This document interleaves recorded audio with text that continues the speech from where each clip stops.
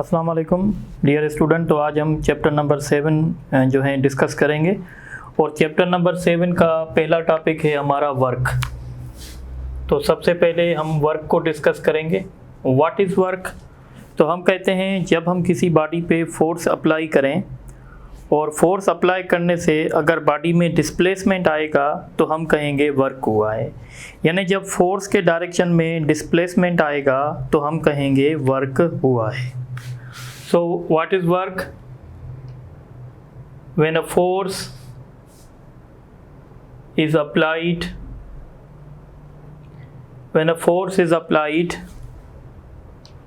on a body and it produces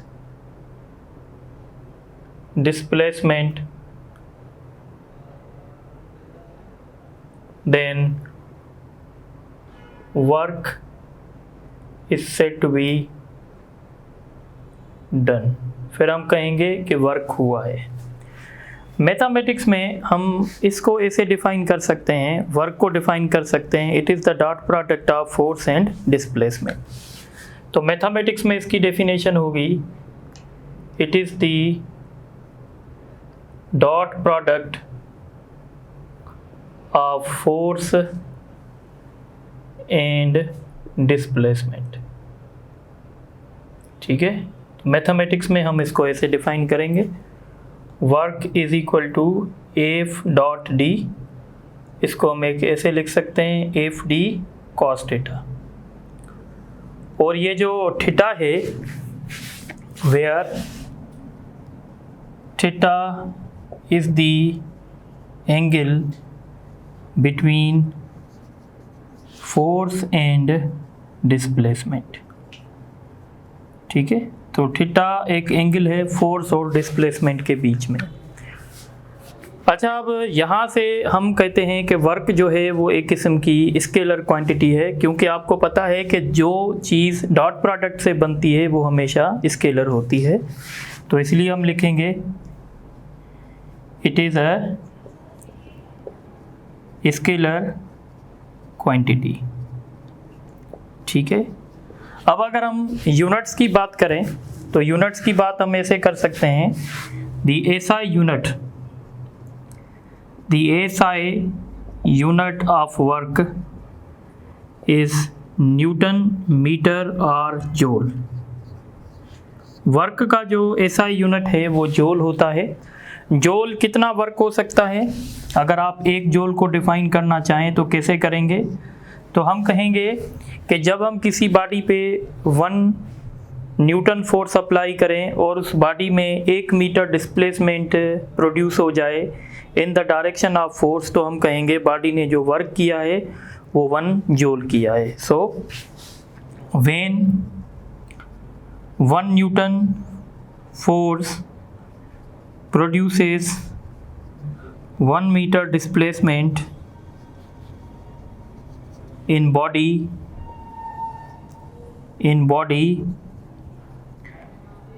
in its direction, then work is 1 joule। अगर आप other units की बात करेंगे, अदर यूनिट्स ऑफ वर्क, तो work के दूसरे यूनिट्स हैं, जैसे एक यूनिट है हमारे पास BTU, British thermal unit. 1 BTU बराबर होता है 1055 जूल के। इस तरीके से एक और यूनिट है, जैसे CGS में है अर्ग, 1 अर्ग इज इक्वल टू 10⁻⁻7 जूल। इस तरीके से एक यूनिट है कैलोरी, या कैलोरी जो है 4.108 या 4.18 जूल के बराबर है। इस तरीके से एक यूनिट और है किलोवाट आवर। किलोवाट आवर भी वर्क का यूनिट है और 1 किलोवाट आवर 3.6 × 10⁻6 जूल के बराबर होता है। इस तरीके से एक और यूनिट है और इस यूनिट को हम कहते हैं इलेक्ट्रॉन वोल्ट, और एक इलेक्ट्रॉन वोल्ट 1.602 × 10⁻⁻19 जूल के बराबर है। और ये स्मॉलेस्ट यूनिट है, स्मॉलेस्ट यूनिट ऑफ वर्क। तो ये क्वेश्चन भी आ सकता है कि which of the following is the smallest unit of work. अब हम बात करेंगे कि हमारा वर्क नेगेटिव कब होगा, मैक्सिमम कब होगा, पॉजिटिव कब होगा। तो ये डिस्कस कर लेते हैं। सबसे पहले वर्क डन इज पॉजिटिव। तो वर्क डन पॉजिटिव तब होता है जब फोर्स और डिस्प्लेसमेंट का डायरेक्शन सेम हो। So when displacement and force are in same direction. जब फोर्स और डिस्प्लेसमेंट सेम डायरेक्शन में होंगे तो इस केस में वर्क जो है आपका पॉजिटिव होगा, या हम कहेंगे जब थीटा हमारा इक्वल टू 0 डिग्री होगा। जैसे अगर आप इसका एग्जाम्पल देखना चाहते हैं तो इसका एक एग्जाम्पल है कि सपोज करें ये मार्कर है मेरे हाथ में। अगर मैं इस मार्कर को ऊपर लेके जा रहा हूँ, ग्राउंड से अगर ऊपर लेके जा रहा हूँ, तो जो एक्सटर्नल फोर्स वर्क करेगा इस मार्कर को ऊपर लेके जाने के लिए हम कहेंगे वो वर्क पॉजिटिव होगा। यानी सपोज करें ये ग्राउंड था, ये ब्लॉक हमने ग्राउंड से उठाया और हम इस ब्लॉक को ऊपर लेके जा रहे हैं। तो ये आप देखेंगे इस पे यानी हमने एक्सटर्नल फोर्स जो अप्लाई किया है वो अपवर्ड है और डिस्प्लेसमेंट भी है अपवर्ड आ रहा है। तो इस केस में वर्क डन हमारा पॉजिटिव होगा। Work done by external force while lifting an object vertically upward। ठीक है, इस तरीके से एक और एग्जाम्पल है वो भी आपसे डिस्कस करेंगे। अब देखें जब कोई बॉडी ऊपर से नीचे आ रही है, when a body is moving vertically downward, इस केस में ग्रेविटेशनल फोर्स जो है वो पॉजिटिव वर्क करता है, क्योंकि ये डायरेक्शन ग्रेविटेशनल फोर्स का होता है और ये डायरेक्शन डिस्प्लेसमेंट का होता है। सो हम कहेंगे when a body moving vertically downward, the work done by gravitational force, the work done by gravitational force is positive। ठीक है, इस तरीके से हम एक और वर्क की बात करेंगे। अब देखें ये स्प्रिंग है और ये स्प्रिंग के साथ ये मास अटैच है। अगर हम इस पे एक्सटर्नल फोर्स लगा रहे हैं और एक्सटर्नल फोर्स लगा के इसको हम स्ट्रेच कर रहे हैं, तो हम फोर्स ऐसे लगा रहे हैं एक्सटर्नल फोर्स और डिस्प्लेसमेंट भी ऐसे आ रहा है, तो हम कहेंगे ये हमारा फोर्स जो होगा ये पॉजिटिव वर्क करेगा। So work done by external force while stretching a spring mass system। तो ये जो तीनों मैंने एग्जाम्पल दिए ये आपको पॉजिटिव वर्क के दिए। अब हम बात करेंगे work done is negative. Work done is negative, तो नेगेटिव वर्क कब होगा? तो नेगेटिव वर्क तब होगा जब फोर्स और डिस्प्लेसमेंट के डायरेक्शन अपोजिट होंगे। When displacement and force are in opposite direction, यानी जब थीटा जो है 180 डिग्री होगा। अब अगर हम इसके एग्जाम्पल डिस्कस करेंगे तो सबसे बेहतरीन एग्जाम्पल है नंबर 1। अगर आप यहाँ देखें, अगर हम इस बॉडी को ऊपर लेके जा रहे थे, तो अगर हम सेम बॉडी को ऊपर लेके जाएंगे तो अगर हम ग्रेविटेशनल फोर्स की बात करेंगे वो नीचे होगा। तो ग्रेविटेशनल फोर्स इस पे डाउनवर्ड एक्ट कर रहा है और हम इस बॉडी को ऊपर लेके जा रहे हैं, तो इसका मतलब होगा डिस्प्लेसमेंट के और फोर्स के बीच में एंगल 180 डिग्री होगी। तो हम कहेंगे कि जब किसी बॉडी को हम वर्टिकली अपवर्ड लेके जाते हैं तो work done by gravitational force जो होता है वो नेगेटिव होता है। The work done by gravitational force when body is being lifted vertically upward, ठीक है। The work done by gravitational force when body is being lifted vertically upward। इसका दूसरा एग्जाम्पल है work done by force of friction। The work done by force of friction। Force of friction जो होता है वो हमेशा नेगेटिव वर्क करता है, क्योंकि फ्रिक्शन का जो डायरेक्शन होता है वो हमेशा डिस्प्लेसमेंट के अपोजिट होता है। अगर बॉडी ऐसे मूव कर रही है तो यह डिस्प्लेसमेंट होगा और फोर्स ऑफ फ्रिक्शन ऐसे होगा। तो इस तरीके से हम डिसाइड कर सकते हैं। तो ये जो दो एग्जाम्पल मैंने दिए हैं ये नेगेटिव वर्क के होंगे। अब हम बात करेंगे number 3, work done is zero. तो वर्क डन ज़ीरो दो हिसाब से होगा। एक हम कहेंगे कि जब थीटा 90 डिग्री होगी, यानी when force is perpendicular to displacement. जब फोर्स डिस्प्लेसमेंट के साथ परपेंडिकुलर होगा जब थीटा 90 डिग्री होगी। इसका एक एग्जाम्पल है work done by centripetal force. Centripetal force हमेशा ज़ीरो वर्क करता है। आपको पता है जब बॉडी सर्कुलर पाथ पे चलती है तो ये सेंट्रीपिटल फोर्स का डायरेक्शन होता है, ये डिस्प्लेसमेंट का डायरेक्शन होता है और इनके बीच में एंगल 90 डिग्री होती है। तो जब भी फोर्स और डिस्प्लेसमेंट के बीच में एंगल 90 डिग्री होगी तो वर्क डन ज़ीरो होगा। इस तरीके से आपने इंटर में पढ़ा होगा, इंटर में आपने पढ़ा होगा work done by magnetic force. Work done by magnetic force on charge moving in magnetic field. जब कोई चार्ज मैग्नेटिक फील्ड में मूव करती है, सपोज करें ये मैग्नेटिक फील्ड थी, या आप इंटर में पढ़ेंगे जब इस मैग्नेटिक फील्ड में कोई चार्ज इंटर होती है तो वो चार्ज एक किस्म का फोर्स एक्सपीरियंस करती है और वो फोर्स इस चार्ज पार्टिकल को सर्कुलर पाथ पे मूव करवाता है। तो हम कहते हैं कि फोर्स और वेलोसिटी के बीच में एंगल जो है 90 डिग्री होती है, इसीलिए यहाँ पे भी वर्क डन ज़ीरो होगा। और दूसरा केस होता है कि when displacement is zero.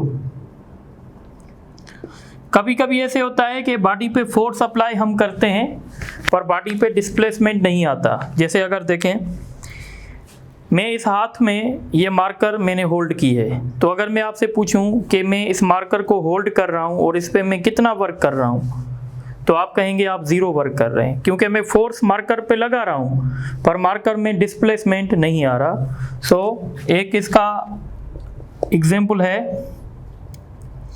Work done by a man while holding an object at certain height। तो ये एग्जाम्पल हैं ज़ीरो वर्क के।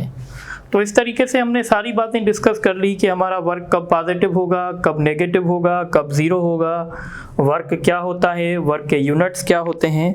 तो ये सारी बातें डिस्कस हो चुकी है।